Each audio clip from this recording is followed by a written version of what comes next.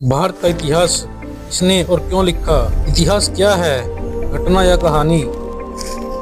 इतिहास वह नहीं होता जो घटता है, इतिहास वह होता है जो लिखा जाता है। तो कैसे लिखा जाता है? अगर इतिहास केवल तथ्यों की सूची होता तो हर देश का इतिहास एक सा होता, लेकिन ऐसा नहीं है, क्योंकि इतिहास सत्ता का आईना होता है, विचारधारा का हथियार होता है और भविष्य को दिशा देने का साधन भी। इसलिए सबसे जरूरी सवाल यह नहीं है कि भारत में क्या हुआ, बल्कि यह है कि भारत का इतिहास किसने लिखा और क्यों लिखा।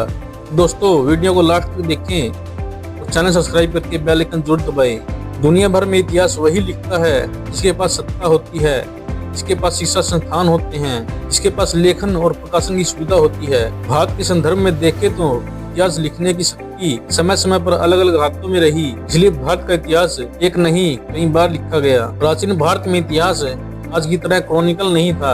प्राचीन भारत का इतिहास यादों में संजोया गया था, पीढ़ी दर पीढ़ी सुनाया गया था।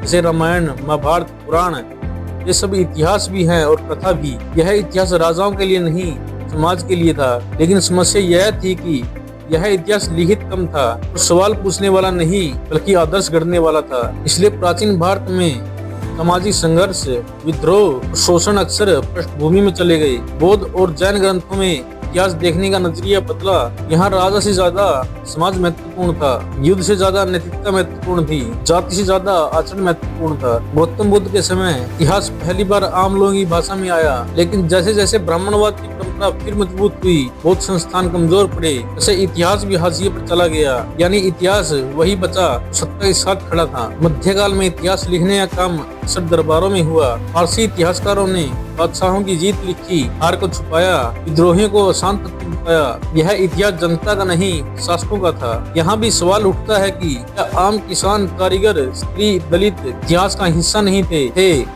लेकिन उनके पास इतिहास लिखने की शक्ति नहीं थी। भारत का इतिहास सबसे व्यवस्थित रूप से अंग्रेजों के समय लिखा गया।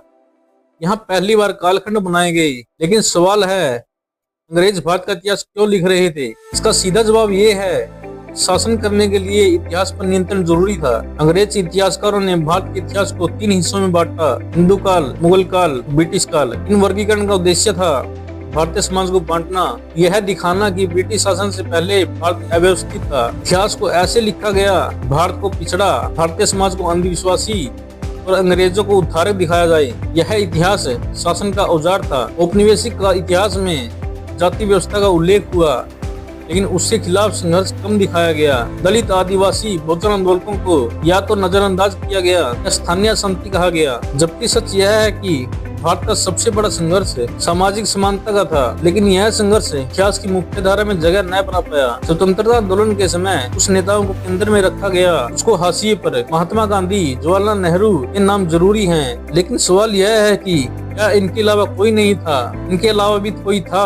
वो थे क्रांतिकारी, आदिवासी विद्रोही, किसान नेता, दलित आंदोलनकारी। इन स्वतंत्र भारत का इतिहास एक चयनित नैरेटिव पर टिका है। 1947 के बाद इतिहास लिखने का उद्देश्य बदला। अब लक्ष्य था राष्ट्र की एकता, इसलिए विवादास्पद मुद्दे कम रखे गए, असहज सवालों से बचा गया, इतिहास को सुरक्षित बनाया गया, लेकिन पूरा नहीं। जो इतिहास स्कूल की किताबों में है वही सच बन जाता है। पाठ्य पुस्तकें चयन करती हैं क्या पढ़ाया जाए या नहीं। पाठ्यक्रम अक्सर राजनीतिक सहमति से होता है, अकादमिक स्वतंत्रता से नहीं। इसलिए इतिहास बार बार बदला जाता है। आज इतिहास चुनावी मुद्दा बन चुका है, पहचान की राजनीति का हथियार है। अभी मुगल बनाम हिंदू, अभी आर्य बनाम द्रविड़। इतिहास को वर्तमान की लड़ाइयों के लिए इस्तेमाल किया जा रहा है, क्योंकि इतिहास का काम लड़ाना नहीं, समझाना है। आज भी दलित इतिहास, आदिवासी इतिहास, महिला इतिहास मुख्य धारा से बाहर है, क्योंकि उनके पास संसाधन कम थे, सत्ता से दूरी ज्यादा। लेकिन डिजिटल युग में ये आवाजें उभर रही हैं, नया इतिहास लिखा जा रहा है। यह इतिहास सवाल पूछता है, इतिहास इसलिए लिखा गया